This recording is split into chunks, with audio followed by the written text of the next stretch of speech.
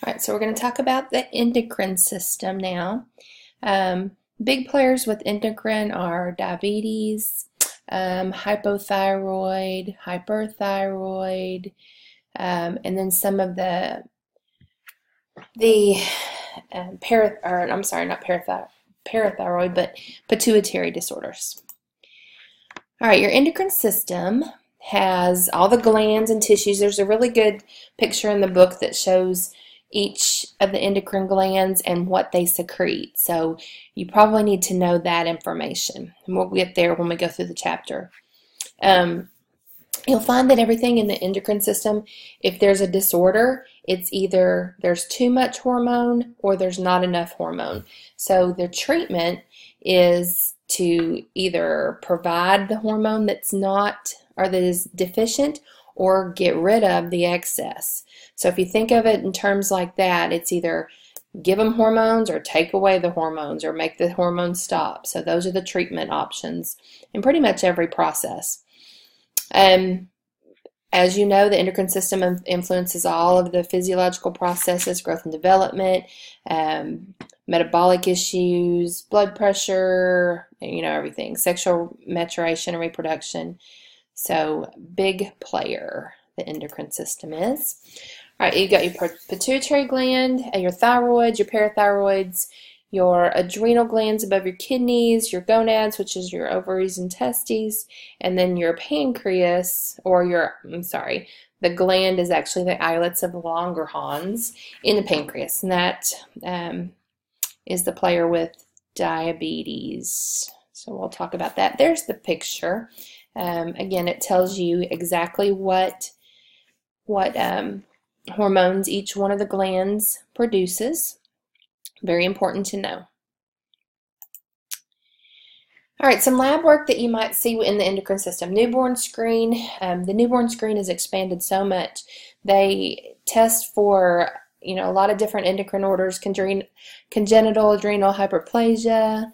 They test for PKU. They test for cystic fibrosis now. So that newborn screen is really expanded. You'll see chemistries drawn. You'll see random hormones, growth hormone, ADA. You'll see all kinds of hormone testing. Blood glucose, of course, with diabetes, hemoglobin A1C to see how your control of your diabetes has been. Urine testing, looking for cortisol in a 24-hour collection, looking for ketones, looking for glucose. Newly diagnosed diabetics usually have big-time glucose in their urine. And then you might see some imaging studies like a bone age, looking for growth hormone deficiency. CT MRI if we're suspecting a pituitary tumor, or CT of the belly if we're expecting an adrenal tumor. Ultrasound. A lot of times when they look in the abdomen, they use an ultrasound first. All right, some meds that you might run across. Hypoglycemics, of course, oral and injectable. Insulin is going to be a big part of this chapter. You should have gone over insulin pretty well in med-surg, but we're going to hit it again. Hormone therapy. Remember I said, how do you fix these things? You either give them hormones or you take them away. So hormone therapy to provide those hormones, or hormone suppression therapy or surgery, which is probably coming up here in a second, to get rid of the production of those hormones. A lot of times they'll use some corticosteroids. And then DDAVP. DDAVP is used to treat diabetes insipidus, which we will talk about here in a second. Some medical treatments, dietary interventions. With diabetes, you'll see, diabetic diet. A lot of times with diabetes insipidus or SIADH, you'll see fluid restriction or not. So that's another dietary intervention. Glucose monitoring, of course. Irradiation, if there's a pituitary tumor that they think that they can irradiate, then they may do that. And then surgery, if there is a tumor that they think that they can get to that's causing hypersecretion of one of those hormones, they will go in and take that puppy out. All right, some of the disorders we're going to talk about. In the pituitary, you've got the anterior horn and the posterior horn. The anterior horn, you're going to find things, if there's something going on there, you're going to see possibly growth hormone deficiency, hyperpituitarism, I can never say that word, precocious puberty. Those are all disorders that are affected by the anterior pituitary. Posterior pituitary, DI, diabetes insipidus, and SIADH, syndrome of inappropriate antidiuretic hormone. It's much easier to say SIADH.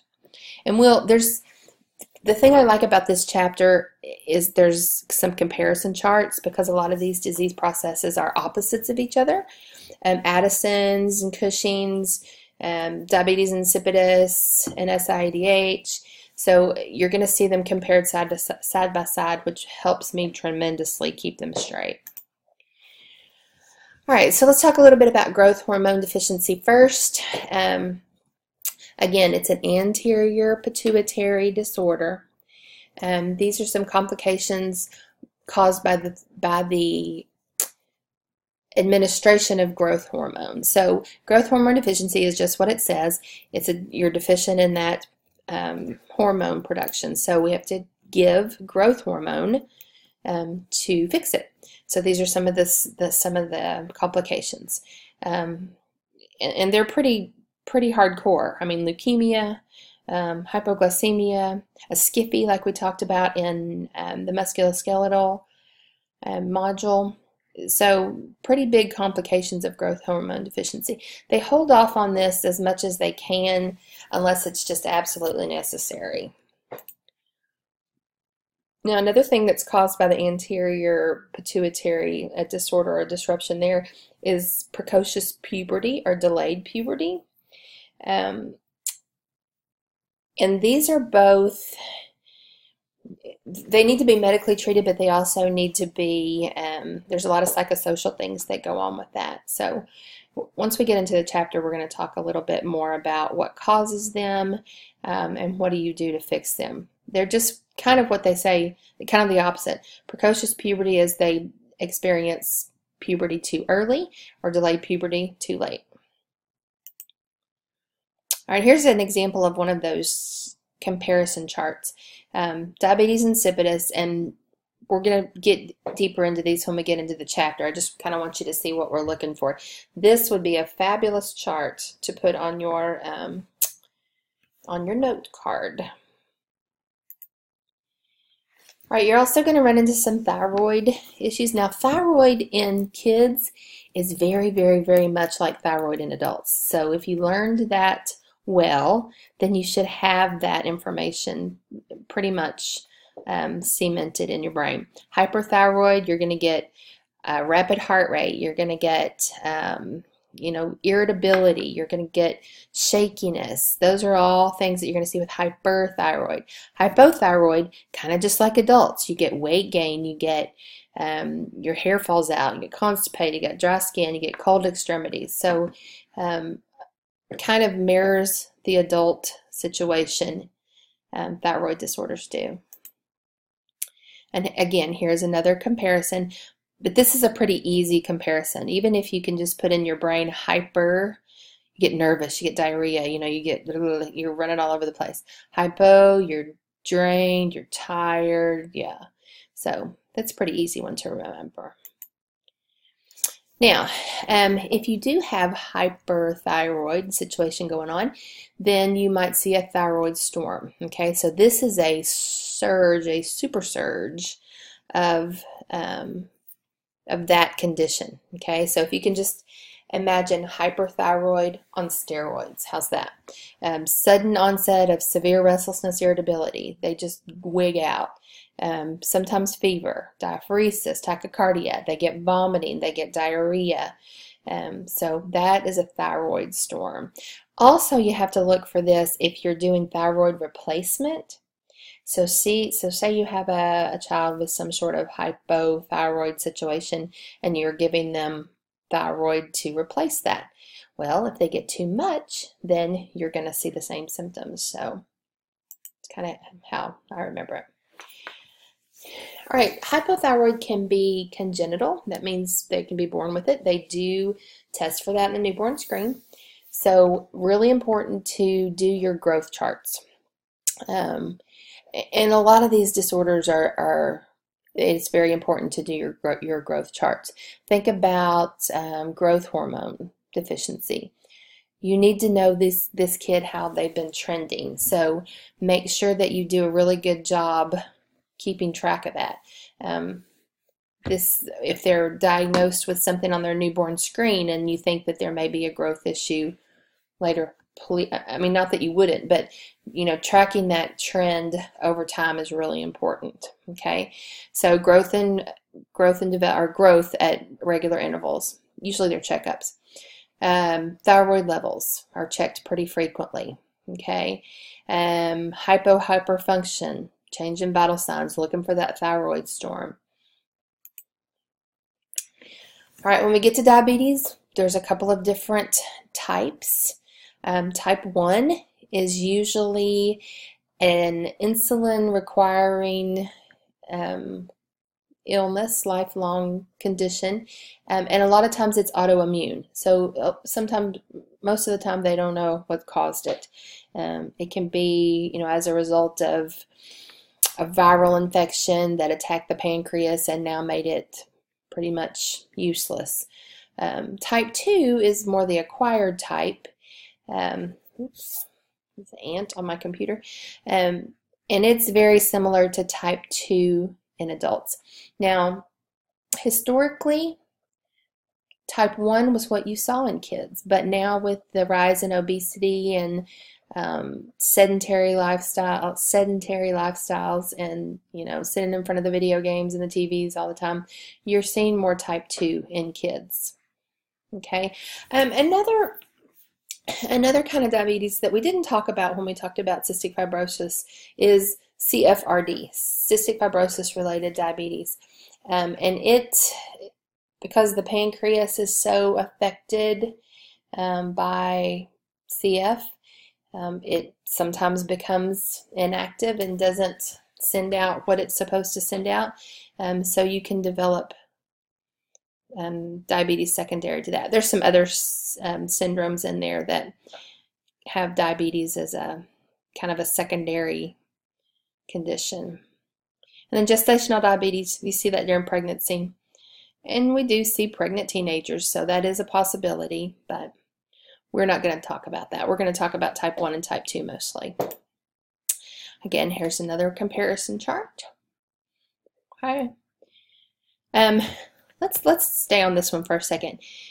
With type 1 diabetes, you're going to see the 3 Ps, polydipsia, polyuria, polyphasia. You also may see them in type 2, but the thing that's going to cause you to think type 1 versus type 2 is weight loss. Okay, if we had a child that came into the office and they were drinking a lot, or they were, wetting the bed at night, and they didn't have a UTI, and they were just hungry all the time, and they had lost weight, those are the 4 things that made us say, So polydipsia, polyuria, polyphasia may be present in both, but with type 1, you're going to see the weight loss.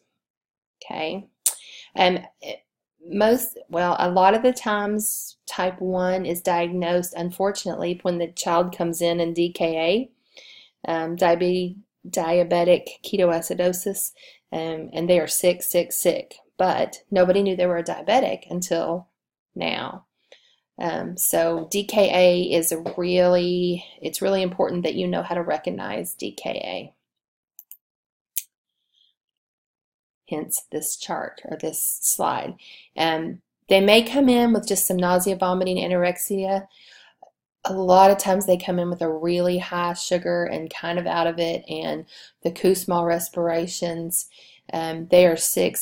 And if anybody can smell acetone, like some people can smell acetone on patient's breath, and some people can't. I can smell it.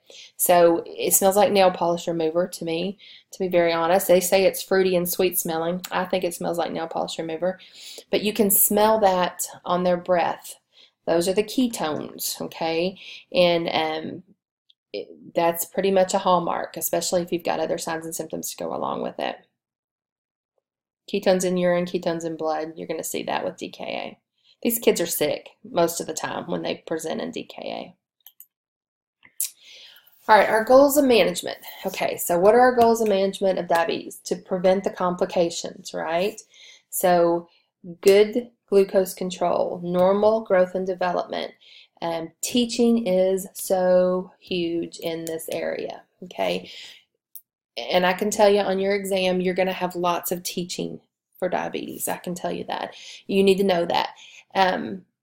It's a little different in kids because you're teaching parents and children, but same kind of rules apply. You promote independence.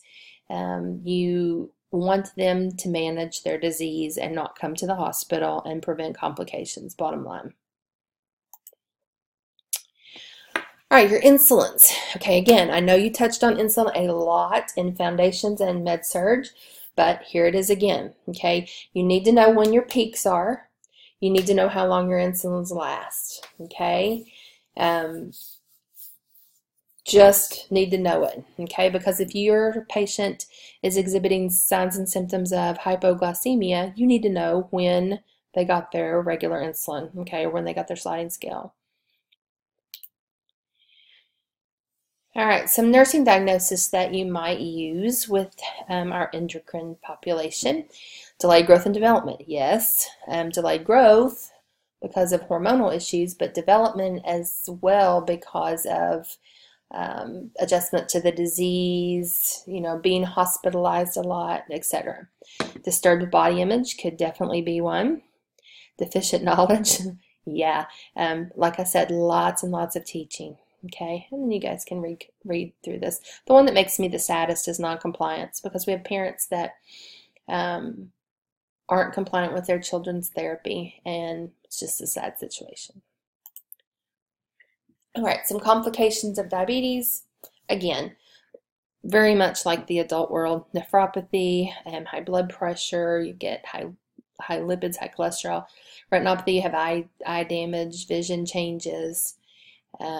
Hypothyroidism and celiac disease, those were new to me as complications of diabetes, so those are also there. All right, here's just a few of the teaching points that we talked about.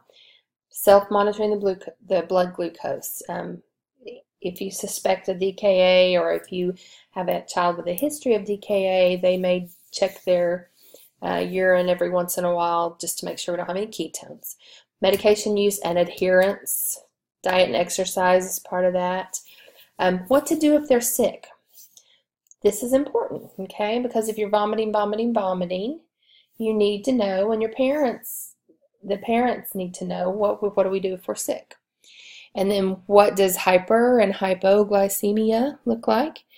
I always learned it hot and dry, sugar's high, cold and clammy, needs some candy. I don't know where I got that, but that always sticks in my head. All right, so let's go to the chapter here. And let's talk through this. All right.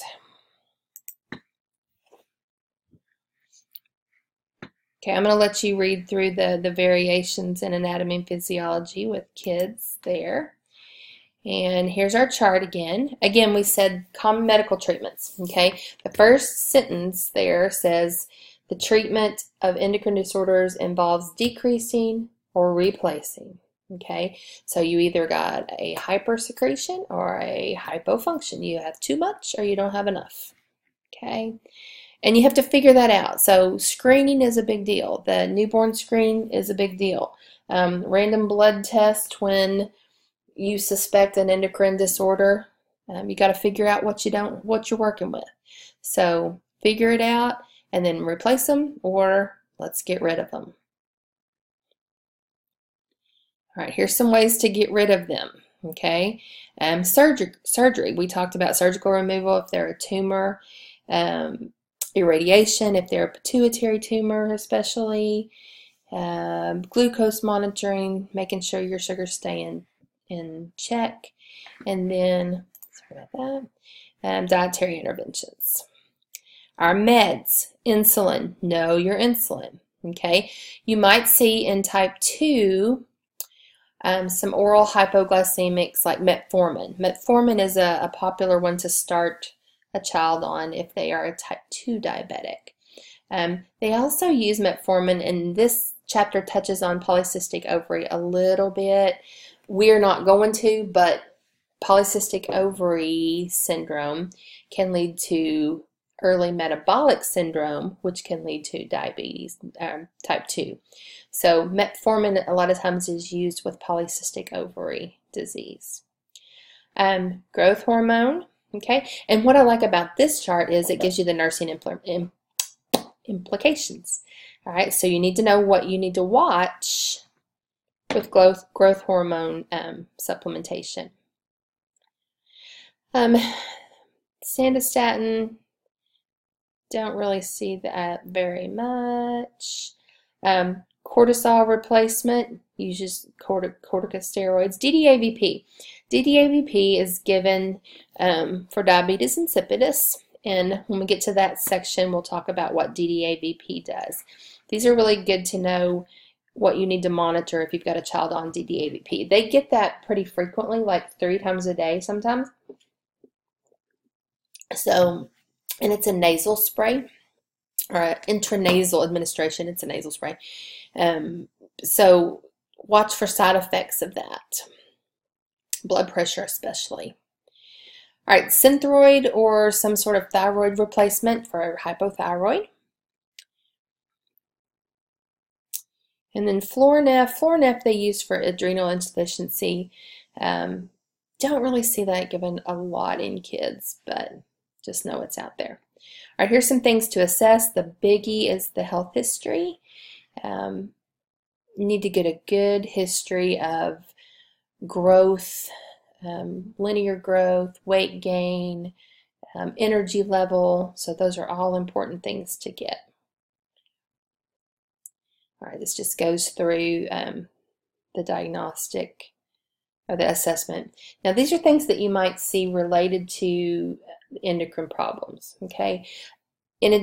Or besides like the, the early breast development or the precocious puberty signs and symptoms that are obvious, growth parameters, most of the time those are pretty obvious too. But there's some things like with Cushing's, you see the kind of the round moon face, the stretch marks. With hypothyroid, you're going to see cool skin, you're going to see hair loss. So these are, and you're going to see like the fruity breath with DKA. These are good to kind of know. Changes in vision can be a lot of different things.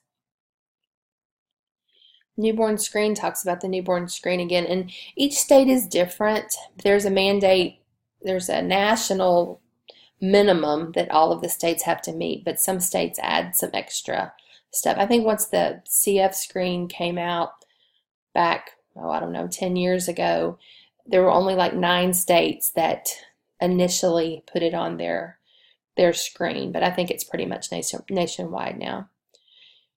I love this category. Random serum hormone levels. Yeah, they're going to draw all kinds of weird hormones. ADH, growth hormone, cortisol. Cortisol is to get free cortisol. It's a 24-hour urine test. Blood glucose, of course, that's a popular one. Urine or serum ketone testing to look for DKA. Hemoglobin A1C, and I know you know this from your adult, that's just how well your diabetes has been controlled over a set period of time. Genetic testing. If there's a disorder that comes up that may be genetically linked, they may do some genetic testing. Let's see, bone age. Okay, bone age. Bone age will tell you with a growth hormone deficiency. They x-ray the hand. If there's a suspicion of growth hormone deficiency, they'll x-ray the hand and look at the wrist and look at the growth plates and things like that. We did a lot of those when I was out in primary care. MRI to look for pituitary tumors, things like that. Ultrasound if they're thinking about adrenal, something. Oh, they could do thyroid. Yeah, thyroid with an ultrasound if they're expecting or if they're suspecting parathyroid tumor or thyroid tumor. Okay. All right, let's move on down here to our growth hormone deficiency. Again, we said it's how do we fix it? We give them growth hormone. Okay. It's a little more common than you think, 1 in 4,000. So, possible complications. Okay, that was on that chart, but make sure that you know possible complications of your growth hormone deficiency. All right. History. Oh, one thing with kids with growth hormone deficiency, you're going to see an increased weight to height ratio. Not sure that it says that in here, but that again, as far as plotting on your growth chart, very important to look at the trends, especially if you're out in primary care and you're suspecting this in a 8-year-old or something. You need to know those trends. Okay, and those are diagnosed with a bone age, and then they go in and they draw growth hormone levels. This is a big one psychosocially, because if your child is short stature or they have a greater weight to height ratio, then self-esteem can be huge, and depending on when it's diagnosed, it can be really key, because that can be an important pivotal point in that child's life and affect their self-esteem from now on out. So real important to work with that.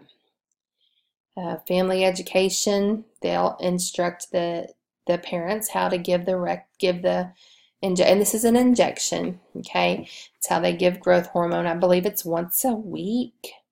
I don't know if there's dosing in here.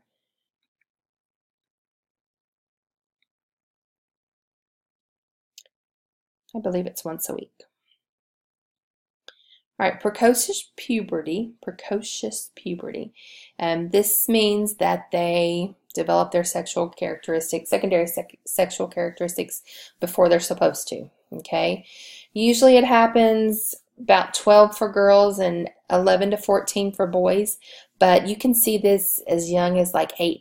We have to start asking about periods and things like that at age 8. So a lot of times I'll ask these girls when they come in through the emergency department, and we're triaging them in, and they're 9 years old. We ask, has she started her period yet? And the little girls just look at mom like, what is that? So at age 8 is when we have to start asking about that. Gives a little bit of the pathophys about that and how to manage it. Okay, and again, this is over secretion of those hormones, so you have to suppress those hormones. So they give things like Depo-Provera, okay? In boys, I think Lupron was used for a while. So it suppresses those hormones. That's the treatment for that. All right, delayed puberty, just the opposite, okay? All right, diabetes insipidus. Let's hit this one, okay? 2 types of diabetes insipidus, nephrogenic, which we're not going to talk about, and central, okay? Central is the one that we're going to focus on. Central is the one that's caused by the posterior pituitary, okay? And all it is, oh, sorry about that, you don't have enough ADH, okay, or it's not working right. So you get, it's antidiuretic hormone. So you get excessive thirst and you get excessive urination. That's where you're going to see thirsty kids that pee all the time, okay? So what do? You have to replace that hormone, and that's what they use DDAVP for, okay? So not enough ADH, got to give some ADH, and that is in the form of vasopressin or DDAVP. Nasal spray, okay? Again, they can get it 2 to 3 times a day, depending on the dosage. There There is a shot form of that. I believe it's sub-Q, and I'm not sure how the dosing is on that, but most of the time they go home on DDAVP nasal spray. So lots of teaching there, okay? Babies are real hard to diagnose and to treat with diabetes insipidus because they can't tell you they're thirsty. They just cry all the time, and you never know that they have that increased thirst. You can tell though with increased output. All right, causes of DDA or causes of diabetes insipidus. Head trauma, things that affect the brain. Okay, so head trauma is a big one. If you have a trauma patient, SIADH can also be caused by head trauma, and we'll talk about that. If you have a head injury patient, make the connection between their I&O and their lab work that you see, their sodium, their urine output. Make that connection between that and the head injury, okay? It's kind of a hard leap to make, but that's one of the things that it's very important that you measure I&O, especially if you have a head injury, because if you've got excessive urination, extra urine output, you think, okay, could that head trauma have caused some damage to the pituitary gland? Okay, so just remember that. Okay, I'll let you read through the management. It talks about more ADH replacement. This is how it's diagnosed. Okay, they can do a scan. Sometimes they don't see anything on a scan, like a CT scan, because it was traumatic. And then they would have to do, some serum test, some blood testing. A fluid deprivation test. They restrict fluid and they draw levels of vasopressin. So that's kind of the definitive. If they can't find a trauma or can't find a tumor on the pituitary, no history of head trauma, then this is how they kind of diagnose it. And those aren't fun. Take note here. So I've participated in 2 of these in my whole nursing career, and these poor kids are so thirsty because that's all they've done. That's how they've treated themselves, is drink, drink, drink, drink, drink, and they get nothing to drink. So it's a sad little test. Don't drink in front of the child. Yeah, please don't. Okay. There's some information you can teach the parents on an intranasal DDAVP. All right, so let's talk about SIADH. And again, here's the comparison chart. You need to know the comparison. If you've got a child with hypernatremia, that's a DI. Hyponatremia, that's a SIADH. Okay. All right, the causes are kind of the same. Any kind of traumatic issue to the brain, head trauma, tumors, meningitis. Some medications can cause it as well. Chemotherapy. Chemotherapy for lung cancer, SIADH is a complication in adults. So, all right, so the comparison chart, really, really important. Okay. All right, these kids are going to have, these kids, I didn't mean to go back that one. These kids are going to have edema where the other kids are going to look really thin and dehydrated. DI kids. SIADH kids are going to have edema, okay? All right, some thyroid issues. Congenital hypothyroid, we talked about what that's going to look like. It's going to look very similar to adult hypothyroid disease. They're going to be a little bigger. They're going to have, kids sometimes have like a big tongue. They get constipated, cool skin, that kind of assessment. That's what you'll see. Okay, therapeutic management. What do you do for hypothyroid? You give them thyroid. Okay, but then you have to monitor thyroid. You have to monitor for the hyperthyroid symptoms as too much thyroid medicine. So again, levels are drawn. It takes some playing around to get the right dose at first. but then you just maintain that thyroid replacement. All right, that's what a little baby with hypothyroid looks like. And this is found, that the congenital hypothyroid is found on the newborn screen. Acquired hypothyroid symptom, if the symptoms lean towards that, then you get your thyroid levels. All right, and that's the acquired hypothyroid. Hyperthyroid, just the opposite. Graves' disease is the big cause of hyperthyroid in kids. You get the goiter, you get the bulgy eyes. Yeah, there's a picture. So tachycardia, sweating, weight loss, those kind of things. Okay, there's your comparison chart. Love those. All right, parathyroid, we're not going to talk about parathyroid. Very uncommon in kids, so we're going to skip right through that. Adrenal gland. The two that I want you to focus on for the adrenal gland are Addison's and Cushing's. Okay, Cushing's is too much cortisol, and Addison's is a deficiency in cortisol. Okay, here's your causes. Here's your nursing management, and here's your nursing assessment. That's what you're going to see. Okay, Cushing's, there's a picture of a kid with Cushing's right here. Addison's, John F. Kennedy had Addison's. So he had that orange kind of glow to his skin. Remember that? This is what Cushing's kids look like.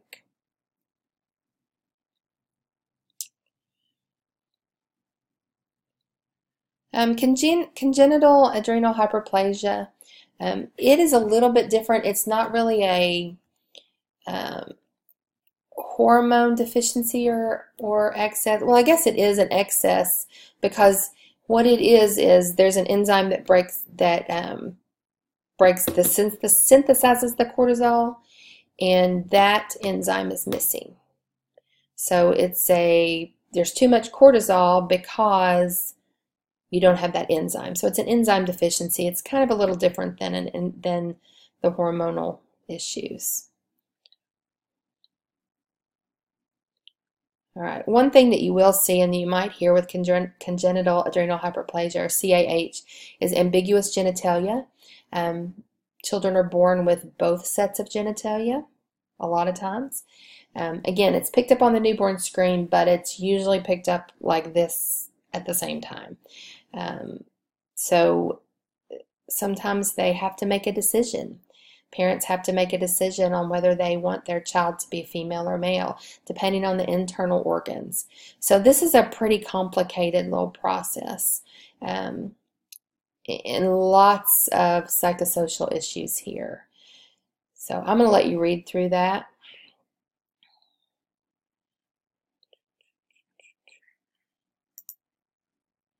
All right, and there's the tiny bit that they touch on, polycystic ovary syndrome. That's more an adult-focused or late teenage years focused situation, so we're not going to touch on that either. All right, here's the biggie for this section, diabetes. All right, type 1 and type 2 we talked about, the differences in type 1 and type 2. Pathophys, you should know your pathophys from your diabetes or from your med-surg and your foundations. Type 1, autoimmune. A lot of times they don't know what caused it. Type 2, more acquired. Sometimes can be managed with oral hypoglycemics and lifestyle changes, dietary changes. A lot of times progresses to insulin use.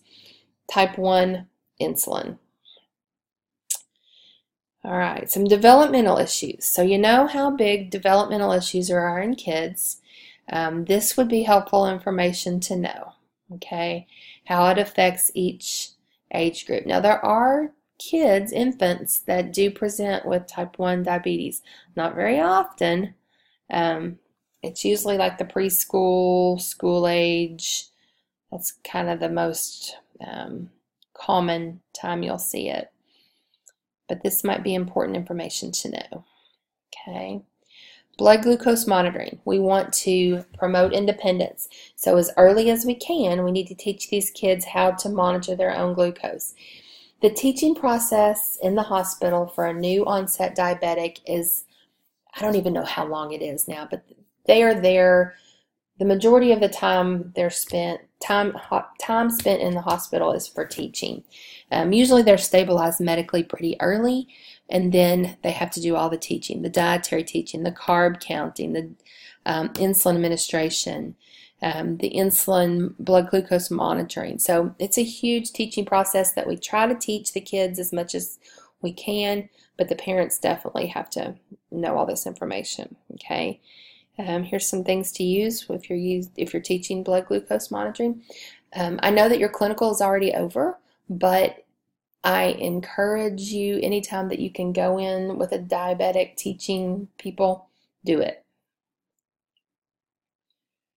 All right, hemoglobin A1C levels. In adults, I think is it 6 that they want to stay lower than in an adult. It's a little bit higher in kids.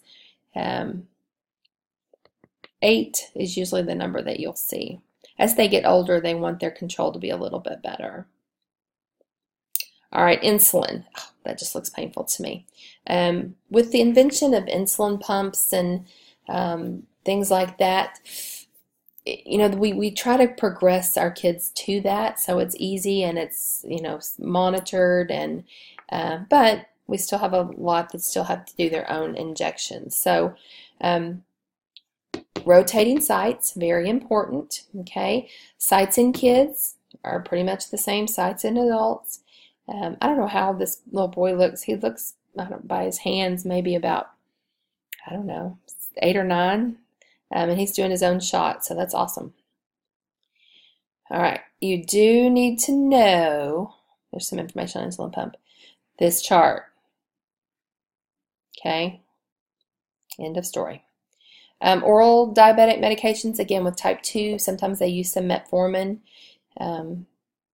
That's where they like to start. Diet and exercise. Okay, diet, teaching in kids, really important. Teach them what they can have. Teach them what they can't have. Teach them what they can't have too much of.